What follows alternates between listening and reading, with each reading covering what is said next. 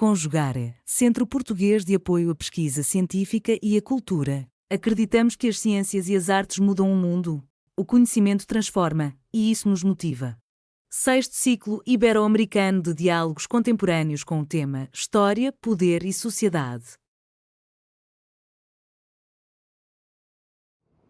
Olá, meu nome é Jorge de Miranda Leite, sou professor do Colégio Pedro II no Rio de Janeiro e doutorando na Universidade Federal do Estado do Rio de Janeiro, a Unirio. Estou muito feliz de estar participando desse sexto ciclo ibero-americano de diálogos contemporâneos, cujo tema é História, Poder e Sociedade. A minha pesquisa tem uma conexão bem interessante com esse tema, porque eu pesquiso justamente as disputas de poder na capitania da Paraíba do Sul, no início do século XVIII. Tanto as disputas pelo poder local, na Câmara Municipal, pelas elites locais, quanto na disputa por jurisdição entre os agentes régios e o Visconde Donatário. Pois bem, a minha pesquisa, na verdade, ela tem um recorte um pouco mais amplo, de 1725 a 1755, mas para os fins dessa comunicação, né, pelo tempo um pouco reduzido, eu preciso fazer um recorte e decidi fazer um recorte do início das tensões, pelo menos quando essas tensões ficam mais evidentes e que depois vão ter vários desdobramentos que eu acabo apresentando na minha tese. Esse recorte para essa comunicação, eu coloquei o título de Tão Longe, Tão Perto, o Visconde de Asseca, Agentes da Coroa e os Moradores na Disputa pelo Poder da Capitania da Paraíba do Sul, 1725 a 1730. Pois bem, em 1725, assume um novo governador do Rio de Janeiro, e em 1727 ele recebe uma correspondência régia, o incumbindo de arrecadar um donativo para o casamento dos príncipes. Então, em todas as câmaras que estavam debaixo da sua jurisdição, ele deveria buscar essas contribuições. E ele envia, então, correspondência para a vila de São Salvador, na Paraíba do Sul. E o que é interessante é que ele vai receber uma certa resistência dos oficiais dessa Câmara, que vão justamente argumentar que a capitania está sendo devolvida para o seu donatário, e, portanto, eles não se reconheciam mais sob a jurisdição, pelo menos questionavam essa jurisdição e a necessidade de participar dessa arrecadação, desse donativo. Então, colocam esse obstáculo para comparecerem à junta convocada para a cidade do Rio de Janeiro. E aí, para poder entender essa celeuma, para poder entender esse conflito, eu gostaria de apresentar a Paraíba do Sul e também os agentes aí envolvidos, né? Esses personagens aí envolvidos nessa tensão, né? A Paraíba do Sul, na verdade, é uma região de uma ocupação relativamente recente, né, no Império Português, uma região ocupada por grupos indígenas bastante orgulhosos, né, digamos assim, os goitacás, que faziam uma resistência bem firme. Além disso, era uma terra em disputa por vários poceiros, por vários arrendatários, é uma região, até por essas disputas, mais voltada para a criação de gado, para abastecer os engenhos do recôncavo da Guanabara, esse recôncavo próximo à cidade do Rio de Janeiro, né, nos seus engenhos. Enfim, a capitania da Paraíba do Sul, ela poderia se enquadrar naquilo que a gente colocaria, sob o ponto de vista do Império Português, uma região periférica, né?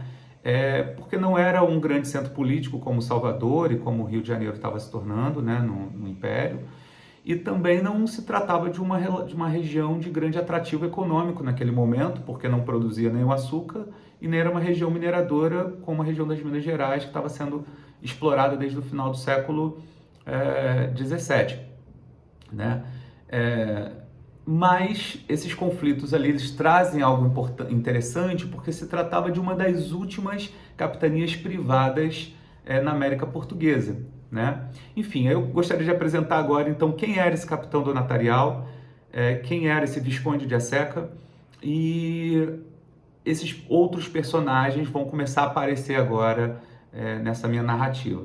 Bom, primeiro, esse Visconde de Asseca, o donatário, ele era parente, descendente, portanto, do famoso general Salvador Corrêa de Sá e Benevides, que havia se destacado no governo da capitania do Rio de Janeiro no século XVII e na luta contra os holandeses. E até como recompensa por esses serviços, ele pede ao rei a mercê da doação dessas terras que viriam a ser chamadas de Paraíba do Sul, né?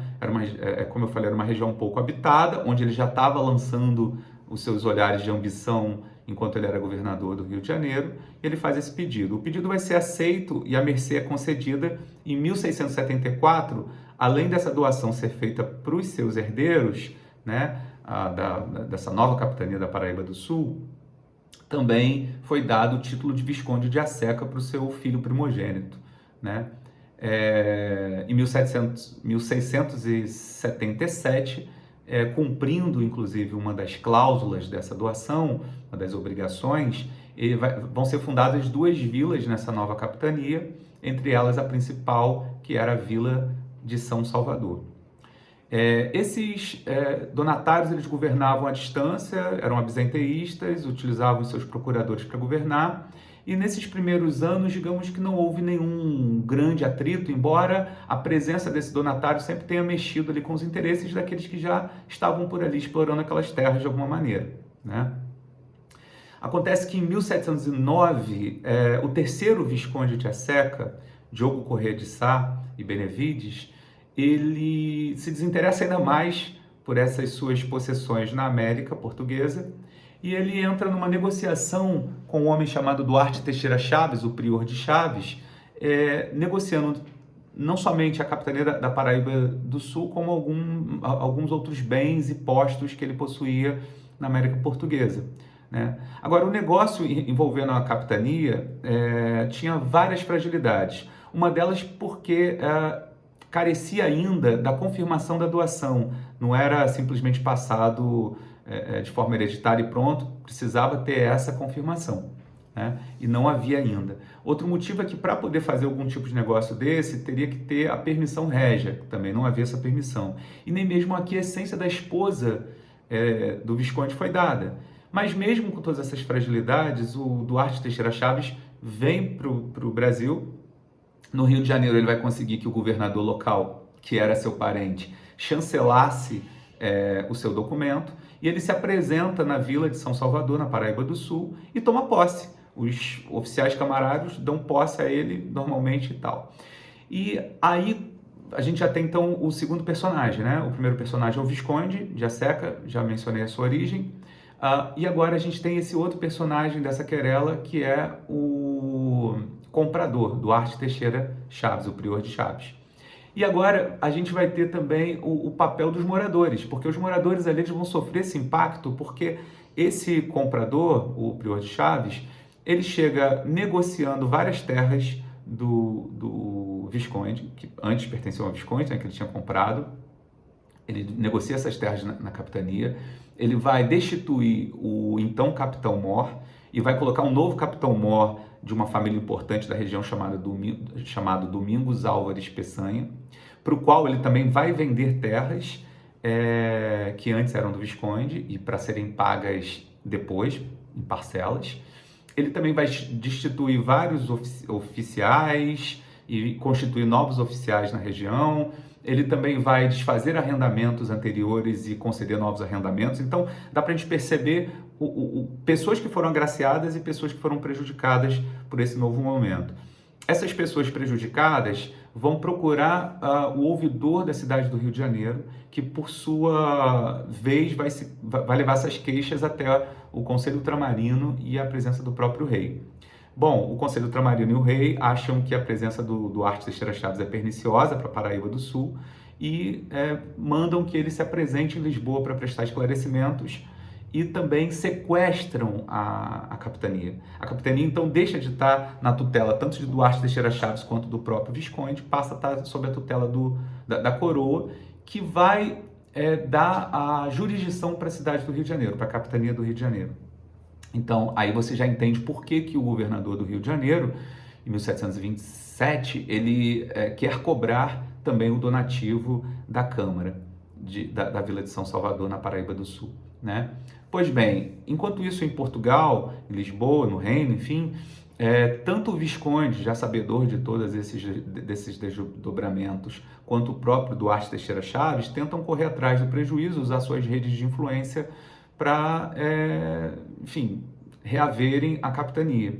Quem consegue ter vantagens é o Visconde de Aseca. Ele vai conseguir, nos anos 20, que o Conselho Ultramarino permita que os seus filhos viajem para o Brasil, seu filho mais velho, Martim Corrêa de Sá, e o outro filho, para que defendam seus interesses. Em 1725, ele consegue que o rei decida confirmar a doação para ele, devolver para ele a doação, só que dessa vez como uma forma de punição, com algumas prerrogativas a menos, né? Ele perde alguns direitos que antigamente possuía na primeira doação.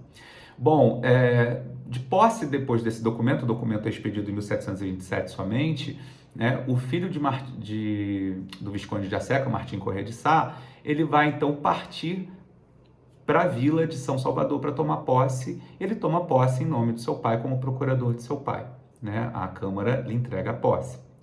Porém, aí é um detalhe muito importante. O governador do Rio de Janeiro, que tinha tomado posse em 1725, que eu me referi, o nome dele é Luiz Vaia Monteiro. O apelido dele era o Onça. Isso já dá uma dica do caráter e da personalidade desse homem. E ele chega incumbido de uma nova visão da coroa portuguesa, que é estabelecer um governo cada vez mais centralizado com as suas possessões ultramarinas, principalmente para proteger as riquezas do ouro. Esse movimento vai se dando para diminuir as liberdades locais, e a gente percebe que isso vai culminar depois no Marquês de Pombal. O fato é que o Luiz Vaia Monteiro vai bater de frente com as elites até da cidade do Rio de Janeiro, com a Câmara do Rio de Janeiro, com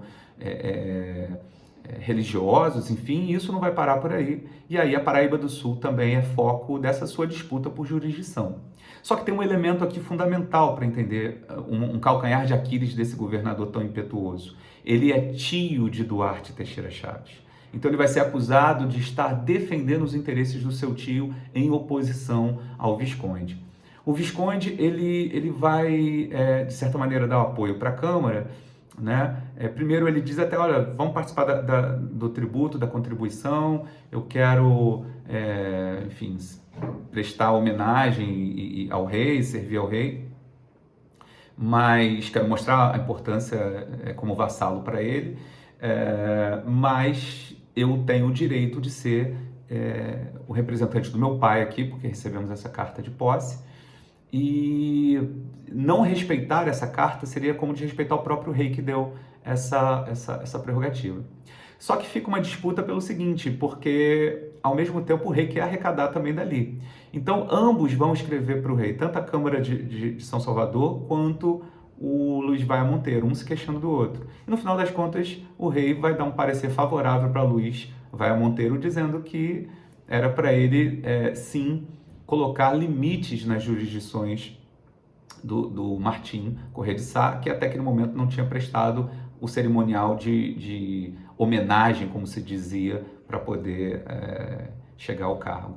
Bom, o tempo realmente é muito curto, então eu tentei resumir o máximo possível, te convido a fazer a leitura depois do texto que provavelmente será publicado, e mais para o ano que vem provavelmente a tese estará pronta, se você se interessar por conhecer mais um pouco das confusões e disputas que acontecerão na capitania da Paraíba do Sul.